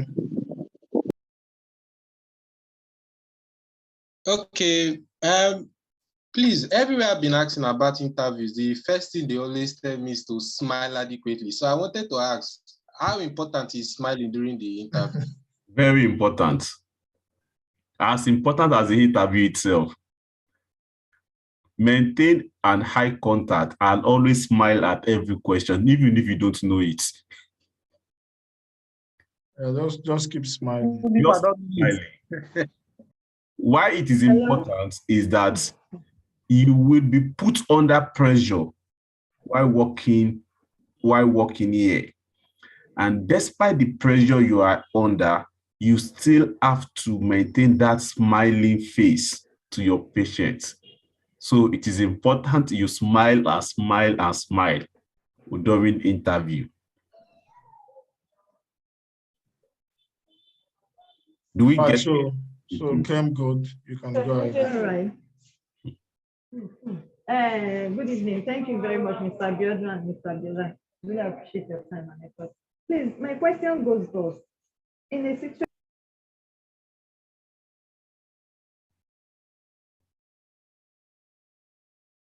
I guess we lost her.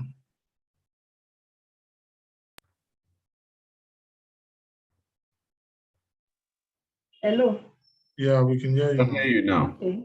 In a situation where you got an interview invite from a trust and you've asked in all group area and you couldn't get someone that has done the interview before, but it is another trust that is sending, as in that is recruiting on behalf of that particular trust that wanted to recruit. I don't know whether you get what I'm trying to explain here. Yes.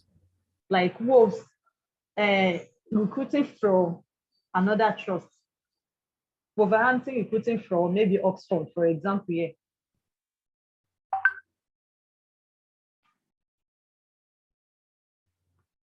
We lost her again. All right. There are some questions in the chat room. Eileen, you can unmute yourself and ask your question.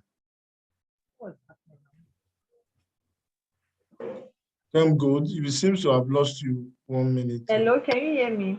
Yeah, just go ahead with the question. So what's the question? Okay, the question now is, you got an interview invite from a particular trust. Hello, good evening. But you couldn't get. Eileen, just hold on a minute. Let's but you couldn't, thank you. Good evening, please, can you hear me? Hello, Eileen, can you hold on, please? But you couldn't get question for that particular interview. But it is another trust that is recruiting on their behalf. Can one just get interview question for the trust that is recruiting on their behalf? Okay. You say you are actually going for an interview, another trust is getting interview. So when you are in such situations, it is better you reach out to people like Abiola. I'm going to put him on the spot because he has a wider coverage than you. So put him on the spot, tell him this is the challenge you are facing with getting questions for this interview. He has other groups that you are not, you don't belong to, that you can ask those questions. and trust me, it's going to give you a response. But even at the end of the day, if you're unable to get a positive response, either from him or for any other person, the most important thing is for you to go and look for the trust you are going to, the values of that trust. All your answers should be centered around the values, patient safety, and prioritizing patients. Okay, thank you. Then, sorry, please, is Abiodun the NGO by name in the group? So I will know who to private chat. Yeah, NGO. All right. Thank you very much. Ellen, you can ask your question now. Hi, good evening. Thank you so much. Please, my question is, if during an interview you are asked to talk about a mistake that you have made, like how you go about it? Okay, that's a fantastic question. When they ask you to talk about the mistake you have made in the past, don't tell them you have not made any mistake, because they know you have made one. Two of us know you have made one. But what they want to know about you is one of the C's in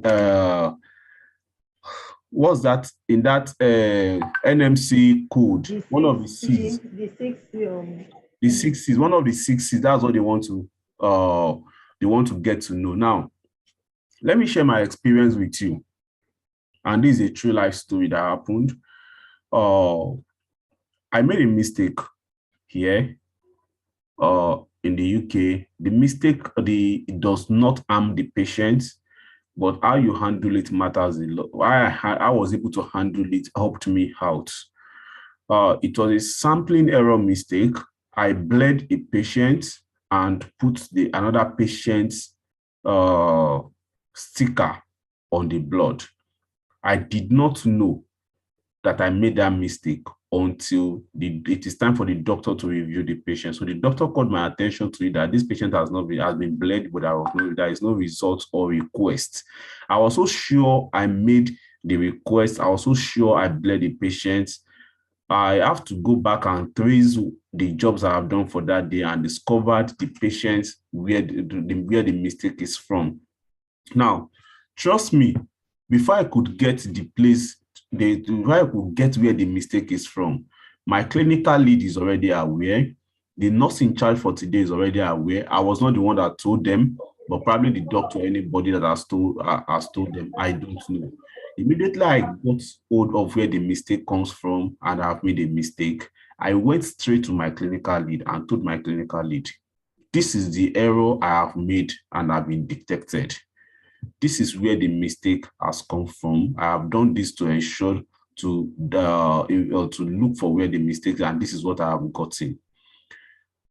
I reported the case straight to my clinical lead. I also reported the case straight to the nurse in charge. Trust me, they gave me the best support I could have that day. I was given some 15 minutes break to go and unwind, keep calm, because I was so angry with myself. And at the end of the day, another blood sample was taken from the two patients. No, before then again, I went to the patient also and told the patient, this is the mistake I made as well.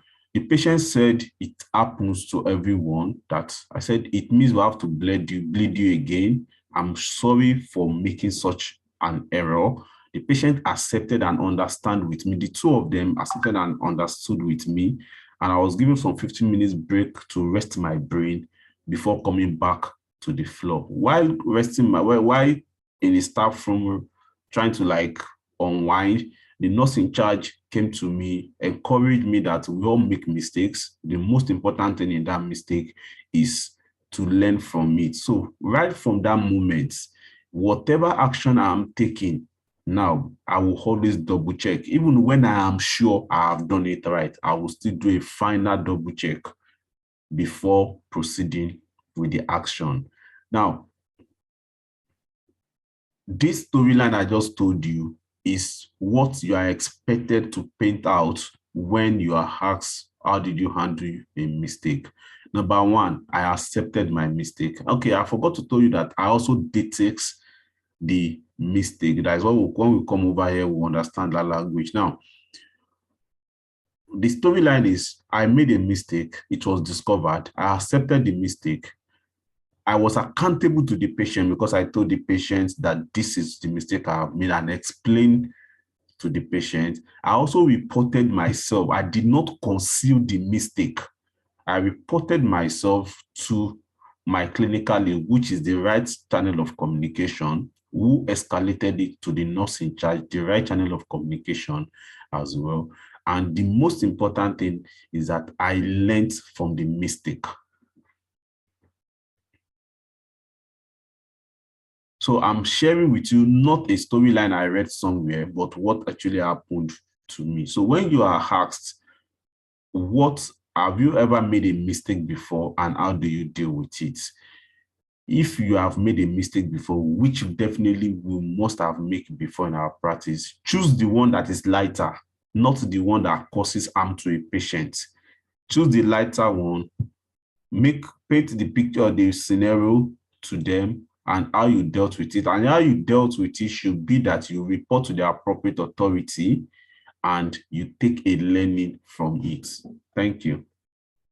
Eileen, can you unmute yourself and ask your question? Okay, Zainab, can you unmute yourself and ask your question? Okay, good evening, everyone. I actually got an interview with Oxford University NHS, but it was a physical interview. I sent them an email, and since then I've not gotten a response. What do you think I can do about that? You said a physical interview. Yes, they told me to come over to the address for the interview instead of a Microsoft Teams app or an online platform. So you came to UK for the interview? No, I was told to come over for the interview. So I had to reply them that I'm still in Nigeria and I have no means of going to the UK except I get sponsorship. But I've not gotten a reply yet. Maybe there is a miscommunication there. The NHS, International Recruitment Law in the UK, states that you interview the person in the UK, in their home country, and the person have to have a clearance to work in the UK before coming into the UK. I'm sure there is a miscommunication there. A repeat and detailed email to the trusts would definitely help. And if they don't respond in an ample of time, you can move on. Okay, thank you, sir. Victor Oladimiji. Okay, thank you so much, sir. Thanks for the explanation so far. I would just like to ask about nursing home and care home. Is there a difference, and what could be the differences? And then secondly, I want to ask which could be less stressful between NHS and care home? Thank you. Okay, care home and nursing home, there is no difference between them. The two are the same. You also hear something like a residential home. So that's just paraphrasing. Then which one is less stressful? Care home and NHS. Choose your devil and pour your oil on it. That's just the answer. Okay, then. All right. Just choose one and start pouring oil on it. If I tell you, I've not worked in the care home, so I can't have an objective answer to how stressful it is in the care home. Are you getting me? But yes, generally, we accept that NHS is more stressful. Okay, all right. Generally, we accept that NHS is more stressful, but it will be unfair for me to just wake up and say people in the care home are not going to stress. No, I've not worked there, and I've also heard complaints from them as well. All right. Okay. Thank you so much.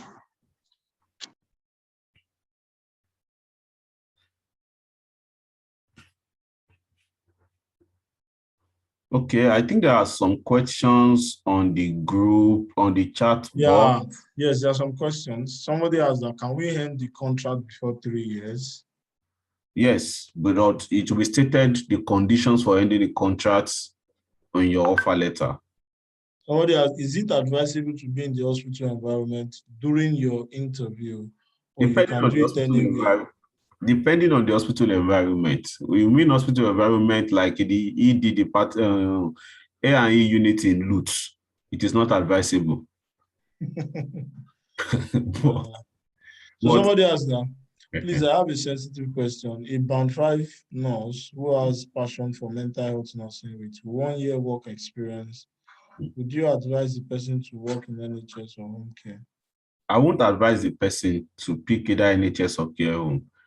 The ideal, if you have passion to progress in your career, is it is much more easier in the NHS than in the care home. So NHS provide you more opportunities for career development. So the question is, if I'm asked a question that I don't know or can't remember during interview, what should I do? If you are asked a question that you don't know, what would that question be? Because all the questions that you'll be asked will be based on nothing. So I don't expect that you don't know. You might tell me you don't have much information about it. And the little information you have about it, you should just try and dwell much on it. Like I said, by the time you centered your question around the trust, your answers around the trust values, patient safety, and patient priority, you should be able to take some time to dish out the little you know about it. Somebody say, can a nurse apply for health assistant job in the UK? And then when he or she completes NMC requirements, then switch over to become a nurse? How is that possible? The process of coming in as healthcare assistants is very tedious. I'm not sure it's even a straightforward one. So the easiest and the most straightforward way of coming to the UK is as a nurse. So why should a nurse think of coming in as an healthcare assistant? Mm-hmm. At what point of the process do you involve your family when planning to travel with your family? Do you also inform your trust during the interview or after the interview? Now, when after the interview, the trust will send you a COS checklist. That's a bit of sponsorship checklist. And under the checklist, there is a space there that would you put in your family. If you are married, who are your dependents? You are going to fill in there. So the moment so that your COS will be able to. There's a space in the COS where they have to tick yes for your dependents. And that is another factor to also consider when signing an offer, when looking for what they call it, an offer. There are some trusts I have heard that they don't sponsor, their certificate of sponsorship does not cover your dependent. If it does not cover your dependent, please don't sign it.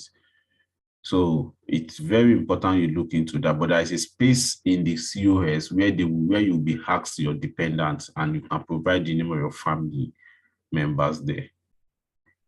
Somebody asks that if I accept an offer and I sign the offer and then get another offer that I prefer, can I sign the second offer again?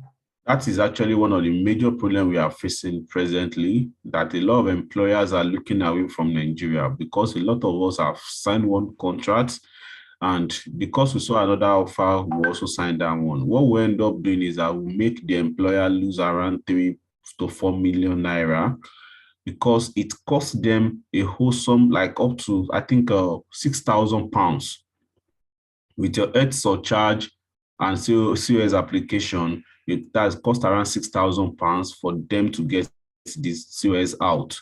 So imagine the hospital spending 6,000 pounds on you after signing an offer to them. And when you sign an offer, you are giving them the go ahead to prepare your COS. Now they've paid such amount of money and you are coming back to tell them that you are not interested again. Sincerely, it's unfair, and it's actually telling on how much and how many people are being recruited from Nigeria.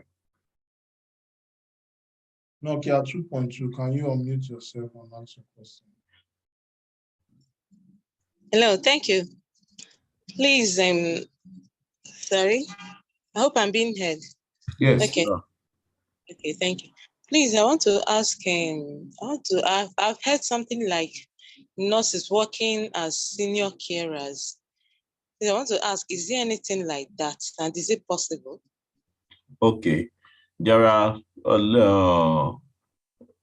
HCA, healthcare assistants, are band 3 in the UK. Senior healthcare support worker are band 4 in the UK, and nurses are band 5 in the UK. Now, if you come in, you'll be employed. You'll be offered an employment as a band 5 nurse. That is depending, or which is so dependent on you completing the NMC registration process. You can't work as a band 5 nurse until you have your PIN. That is after passing your OSCE and you have your PIN. That's when you can work as a band 5 nurse. So depending on trust, some trusts put you on a band 3 salary scale or band 4 salary scale, depending on the trust. But when you walk in, when you come in, this is what they do. What they do is that they tend to use that period to induct you into the system on how to work as a band 5 nurse. They tend to attach you to the nurses with PIN, because at that period of adaptation, you are not responsible for any action. It is the nurse with PIN that is responsible for an action committed by, done by a support worker that is attached to you. So, Okay. but all in all, whether band 3 or band 5, you don't stay more than 2 months on the 2. After 2-3 months, you get immediately you pass your ski and you have your PIN. Almost the same day, you get moved to band 5 nursing.